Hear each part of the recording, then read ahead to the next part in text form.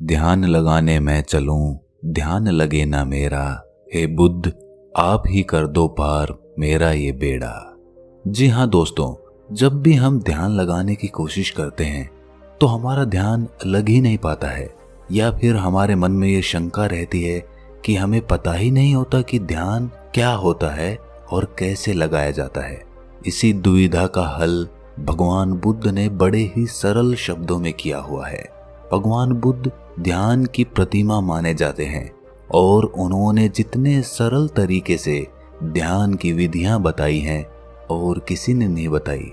ये कहानी पूरी सुनने के बाद आपको ध्यान के बारे में कोई भी शंका नहीं रहेगी। तो चलिए कहानी को शुरू करते हैं।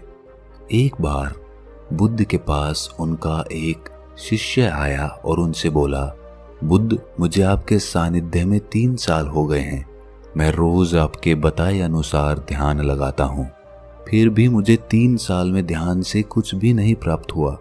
वहीं मेरे मित्र कहते हैं कि उन्हें कुछ ना कुछ ध्यान करके प्राप्त हुआ है, पर फिर मुझे क्यों नहीं हुआ।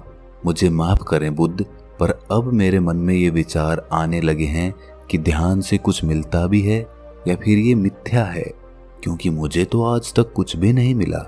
और जो लोग कहते हैं कि मुझे ध्यान करने से ये प्राप्त हुआ, वो प्राप्त हुआ, मुझे लगता है कि वे सब झूठ बोलते हैं।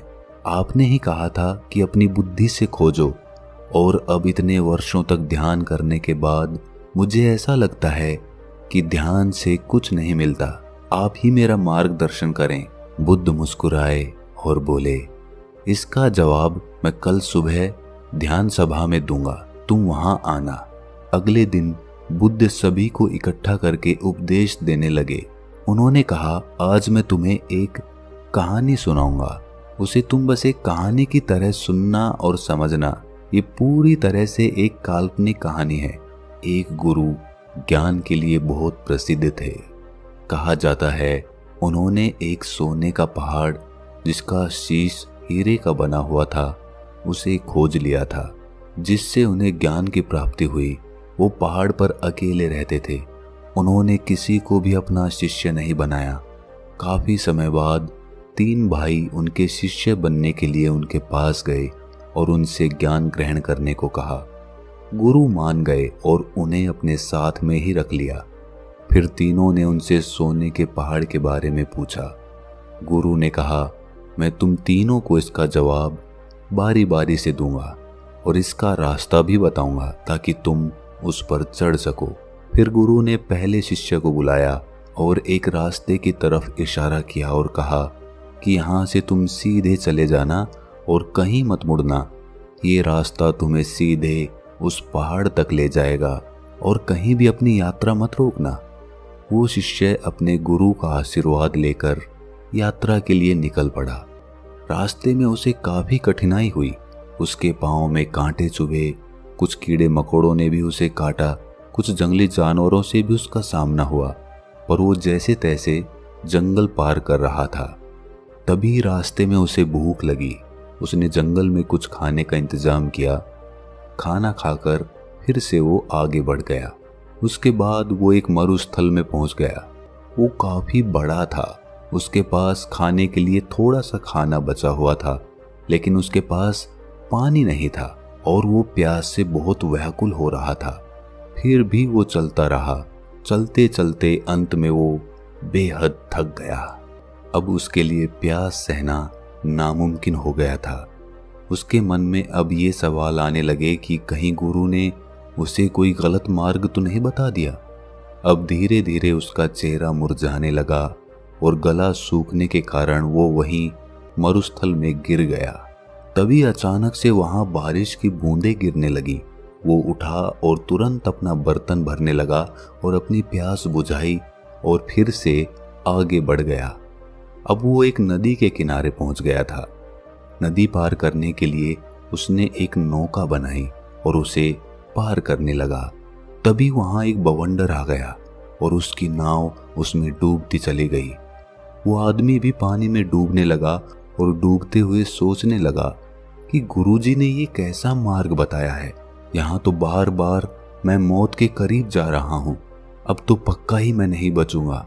तभी वहां पर कुछ लोग पहुंच गए और उस शिष्य को बचा लिया। वो पास के गांव के मछुआरे थे, इसलिए उन्होंने उस शिष्य को अपने घर ले जाकर खाना खिलाया और कुछ खाना खाने के बाद उसे आगे के रास्ते के लिए थोड़ा सा खाना दे दिया। वो शिष्य फिर से आगे बढ़ गया। जैसे जैसे वो आगे बढ़ा तो आखिर में उसने देखा कि आगे एक बहुत बड़ी खाई थी। उसे देखकर वो जोर से चिल्लाकर बोला, गुरु ने मुझे गलत रास्ता दिखाया है। हीरे के शीश वाला सोने का पहाड़ तो छोड़ो, यहाँ तो कोई रास्ता तक नहीं है। मेरी सारी मेहनत व्यर्थ हो गई। और वो वापस यात्रा कर गुरु के पास पहुंच गया और कहा, आपने मुझे गलत मार्ग क्यों बताया? वहां तो कोई पहाड़ ही नहीं था, बस एक जंगल, मरुस्थल, नदियां और खाई के अलावा कुछ नहीं था वहां पर। गुरु ने कहा, तो तुमने इन सब से क्या सीखा? शिष्य ने कहा, मैं कुछ सीखने थोड़ी गया था, मैं तो उस सोने के पहाड़ को खोजने गया था जो मुझे मिला ही नहीं। उस रास्ते से मैं क्या सीखता? रास्ता लंबा था, बेहद कठिन था। उसे पाने की चाह में मैंने सब पार कर लिया, लेकिन इतनी मुश्किलों के बाद भी मुझे कुछ नहीं मिला। तब गुरु ने कहा, तुम रुको, मैं तुम्हारे दूसरे भाइयों को भेजता हूं। शिष्य ने कहा, उन्हें भी वहां कुछ नहीं मिलेगा। अरे वहां पर कुछ है ही नहीं, उन्हें क्या मिलेगा वहां? तब गुरु ने अपने दूसरे शिष्य को आशीर्वाद दिया और वो भी उस मार्ग पर निकल गया। कुछ दिन के बाद वो भी वापस आ गया। तब गुरु ने पूछा, तुम्हें वो पहाड़ दिखा? शिष्य ने कहा, नहीं, मुझे कोई पहाड़ नहीं दिखा, वहां तो बस एक खाई थी। मुझे लगा शायद मैं आपके बताए रास्ते से भटक गया हूं, इसीलिए मैं आपसे रास्ता पूछने आ गया। तब गुरु ने पूछा, तुमने इन सब से क्या सीखा? शिष्य ने कहा, गुरुदेव, मैंने अपनी पूरी यात्रा एक जंगल से शुरू की और उसे पार करते हुए आगे निकल गया। मैंने यही देखा कि कैसे सारे जीव एक दूसरे पर निर्भर रहते हैं और एक दूसरे का खाना भी बनते हैं। उसके बाद मैं एक मरुस्थल में पहुंच गया। वहां पूरे रास्ते में मैं पानी के लिए व्याकुल रहा। एक समय के लिए मुझे ऐसा लगा जैसे मैं मृत्यु के करीब आ गया हूं। तब मैंने समझा कि जीवन का मोल क्या होता है, एक एक सांस की कीमत क्या होती है। तब मैंने आकाश से अमृत को बरसते देखा। तब उस पानी को पीकर मुझे वापस जीवन मिला। वो पानी बेहद मीठा था। तब मुझे एहसास हुआ कि पानी ही असली अमृत होता है। उसके बाद मैं एक नदी के पास पहुंचा। वो बेहद सुंदर थी। उसका पानी बहुत बहुत साफ था। वहां पर बने बांस के पेड़ों को काटकर मैंने एक नौका बनाई, जिसके द्वारा मैं उस नदी को पार कर रहा था। तभी वहां पर एक बवंडर आ गया। मैं डूबने लगा। तब मुझे कुछ मछुआरों ने वहां पर बचा लिया। तब मुझे एहसास हुआ कि मुसीबत के सामने हम हमेशा चाहते हैं कि कोई हमारी मदद करे, लेकिन हम कभी किसी की मदद नहीं करते। उसके बाद उन मछुआरों ने मुझे अपने घर ले जाकर भोजन कराया। वहां मैंने देखा कि कैसे लोग भूख के मारे तड़प रहे हैं, एक बेहतर जीवन के लिए तरस रहे हैं। कोई बीमार है तो किसी का इलाज चल रहा है। कोई पत्नी अपने पति के वियोग में रो रही है। मुझे जड़ी बूटियों का थोड़ा ज्ञान था, जिसके कारण मैंने वहां एक बीमार बच्चे का इलाज किया और उसे ठीक कर दिया। तब मुझे महसूस हुआ कि दूसरों की मदद करने पर कितना सुकून मिलता है। उन मछुआरों के पास खुद के लिए खाना नहीं था, फिर भी उन्होंने मुझे भोजन कराया और रास्ते के लिए भोजन भी दिया, जिसे लेकर मैं आगे की यात्रा पर निकल गया। उसके बाद आगे मैं एक खाई के पास पहुंच गया। वो मुझे एकदम शांत लगी। वहां किसी की आवाज सुनाई नहीं दे रही थी, बस मैं अपनी सांसों को सुन रहा था। उस समय मुझे लगा कि मैं आपके बताए रास्ते से भटक गया हूं, क्योंकि वहां कोई भी सोने की चट्टान नहीं थी। तब मैं वापस आपके पास आया, दोबारा से सही मार्ग पूछने के लिए। शिष्य ने कहा, हे गुरुदेव, क्या मैं गलत मार्ग पर चला गया था? गुरु ने कहा, नहीं, तुम बिल्कुल सही मार्ग पर गए थे और जल्द ही तुम्हें वो पहाड़ भी मिल जाएगा। तब गुरु ने अपने तीसरे शिष्य से पूछा, क्या तुम भी पहाड़ खोजना चाहते हो? तब शिष्य ने कहा, गुरुदेव, मुझे उस रास्ते पर पहाड़ मिलेगा या नहीं ये तो मैं नहीं जानता, लेकिन मेरे शिष्य भाइयों ने जो वहाँ के बारे में बताया है मैं उसे जानना चाहता हूँ। तब तीसरा शिष्य गुरु का आशीर्वाद लेकर यात्रा पर निकल पड़ा। कुछ दिन बाद वो शिष्य वापस आया। गुरु उसे देखकर समझ गए थे कि उसे वो पहाड़ मिल गया है। उसके चेहरे पर अलग ही चमक थी, वो काफी शांत था। शिष्य ने गुरु को प्रणाम करते हुए कहा, हे गुरुदेव, आपने जो मार्ग दिखाया उसका मैं बहुत आभारी हूँ। मुझे वो सोने का पहाड़ मिल गया है जिसका शीश हीरे का बना हुआ है। ये सुनकर बाकी दोनों शिष्य बोले, क्या तुम्हें वो खाई मिली? तीसरे शिष्य ने कहा, हाँ, मुझे मिली थी। मैंने भी वो सब अनुभव किया जो तुमने किया था। आखिर में मुझे वो खाई मिली जहां अपार शांति थी। इतनी शांति मुझे कहीं नहीं मिली। मुझे पता था मैं सही मार्ग पर हूँ।